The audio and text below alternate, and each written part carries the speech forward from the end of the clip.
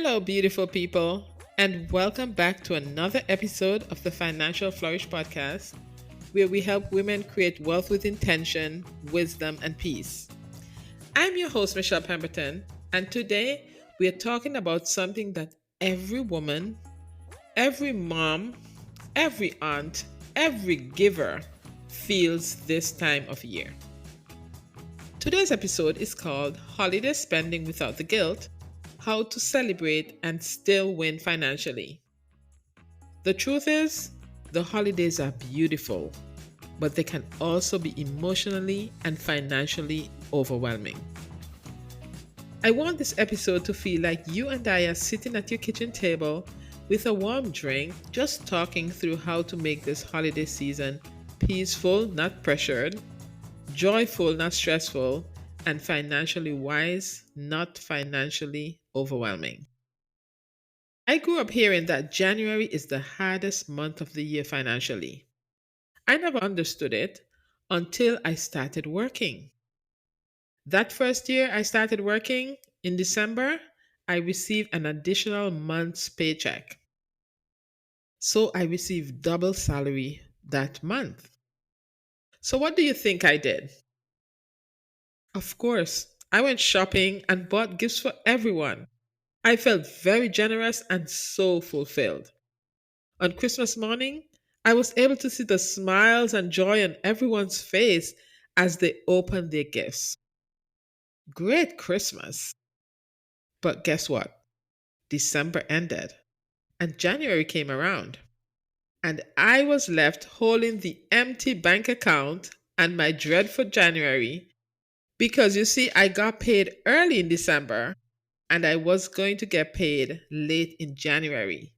So I had to wait even longer to get paid. And there began my understanding of why January is the hardest month of the year. So, why do women overspend during the holidays? This is a very good question because this question is prompting you to understand the underlying reason and fix the issue. Holiday spending is scarcely about the price tag. It's usually about the emotions behind the purchase. So we're going to look at 3 reasons why women overspend. Reason number 1, people pleasing. Women feel responsible for everyone else's happiness, whether we want to admit it or not. You want your kids to have the perfect Christmas, whatever that means. You want your family to be proud of you. You want your home to feel magical.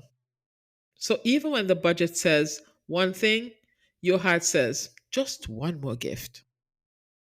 You overspend because you love big, and sometimes because you feel pressure to show your love in material ways.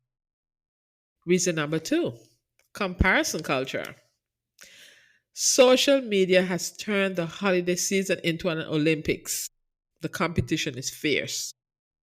Perfectly decorated trees, designer pajamas, matching family sets, endless piles of gifts, custom stockings, big family vacations, and don't get me started on the tablescapes. I think I'm guilty of that one. You scroll for 5 minutes, and suddenly your perfectly normal Christmas feels like it's missing something. But listen to me carefully.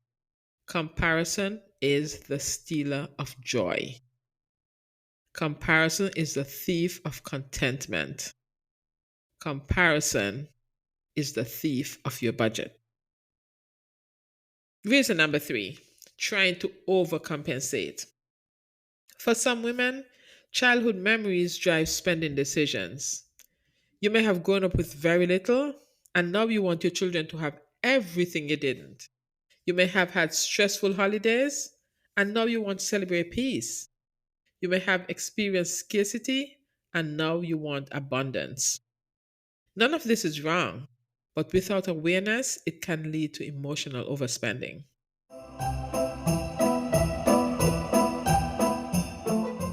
So, let's flip the script and redefine holiday beauty. Ask yourself, what do I want this season to feel like? Is it peaceful? Is it cozy? Is it joyful? Or is it connected? The next question: what memories do I want to create? Is it cooking together? Is it worship, family games, or just a slow morning? Next question: what traditions can we make that don't cost money? Christmas movie night, baking cookies, gratitude journals. And finally, what actually matters to me, not to society? And I've spoken about that so many times. What do I want, not what everyone else wants? Because a beautiful Christmas is crafted in your heart, not in your cart. And some of the most meaningful Christmas memories cost nothing except time and intention. Now, let's make this practical and soft. This is not hard. We're not going to do a hard, strict budget. This is a guide and a peace plan. So, this is what you're going to do. First, pick your total holiday amount. So, you decide, you know, it doesn't matter the amount. It could be 300, it could be 3,000, but you choose a number that doesn't cause you stress. Then the next thing you're going to do is list your categories. What do I want to spend this money on? Gifts, decor, holiday meals, travel, giving. You decide. Include everything, including your nails and your hair. Step three, assign a soft limit for each. So now that you've had the different categories, then say, okay, I'm going to spend this amount on that category, this amount on that category. And then you're going to highlight your priority categories. So you might not be able to get everything, but at least the ones that are most important to you, you put a number on that one. Now, let's talk about family, because that's one of the biggest sources of holiday financial pressure, right? Yes. What does your family expect? Maybe they expect big gift exchanges or hosting traditions or matching outfits, expensive travel, or buying gifts for everyone. You get to choose your financial boundary. You get to decide what you are going to do. You can say something like, we're giving love for Christmas. And this one is funny for me because I told my children that one year and they were like, what? And then I came back and said, so you don't want my love? And I felt sorry for them because they didn't know what to say. They were in such a bind. But that's something you can say. I'm giving love this Christmas. Or you can say, we're simplifying things. We just want to be together. We just want to be excited about being together. Or you can do gift exchange. You pick names instead of buying for everyone. And that's something that my family has done for a number of years. Because we have a big family and, instead of buying gifts for everyone, we pick names, do a gift exchange, and you buy for that person. That's something that you can do. Now, I know during all the excitement, we get caught up in some traps, the holiday spending traps. So I just want you to be aware of those. And I'm going to go through some of them and just make you aware. So the first one is emotional last minute holiday buying. So Christmas Eve impulses, very dangerous.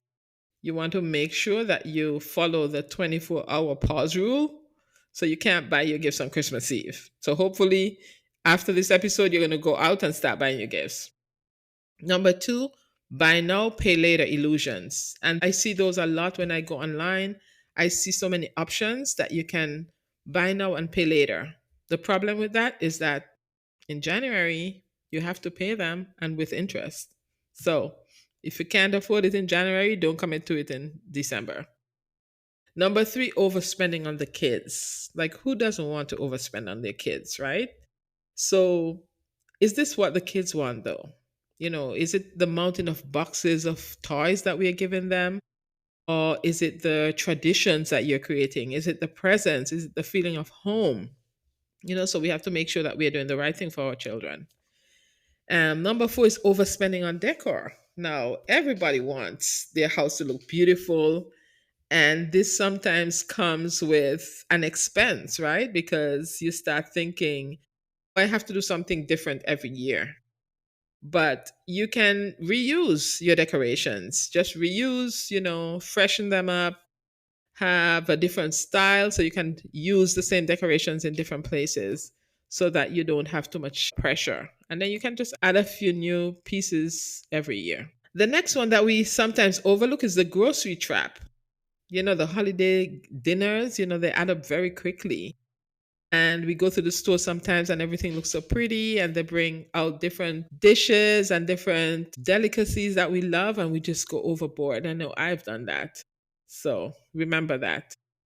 And then the last one that I want to look at is holiday sales pressure. You get those sales, everything is buy one, get one free, or the deadline is such and such a time. We have Black Friday, Cyber Monday, 50% off, doorbusters, all these things come up during the holiday season. And so we have to make sure that we're spending what we can afford and what we need. It doesn't make sense you're buying two pairs of shoes because they're on sale, but you really do not need another pair of shoes. And I know I'm talking to women. What does that mean anyway? So let's look at some realistic ways that you can save money without feeling too cheap, right?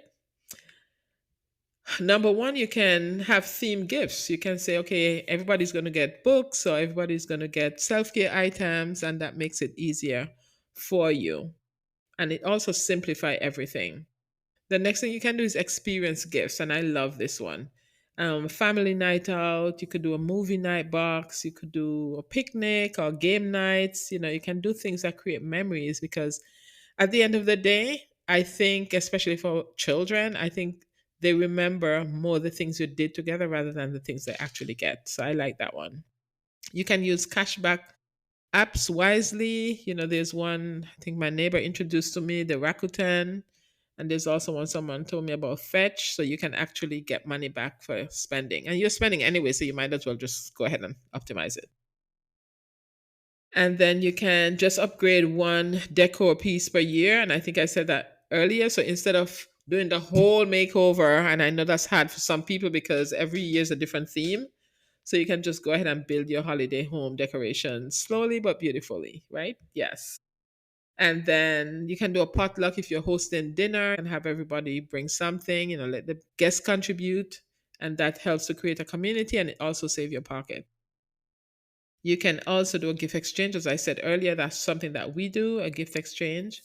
And then you can do it yourself gifts. Now, make sure that it's elegant and it's nice. You don't want gifts that don't look pretty. So, if you have to take a class or something for craft, then go ahead and do it. But you can do personalized mugs. You can bake items and put them in nice, pretty packages. You can do homemade candle jars. And these are nice gifts that people would enjoy. And you put so much time into it that I think people would enjoy them even more. And then lastly, plan your holiday outfits early. Last minute outfits are expensive. Look out for the sale. You don't have to pay extra shipping because it's not going to come in time. Then, look in your closet first. I know that's hard sometimes, but sometimes you have things in your closet and you can mix and match and make a new outfit out of items that you have already. And then instead of buying a new outfit, you can just accessorize it.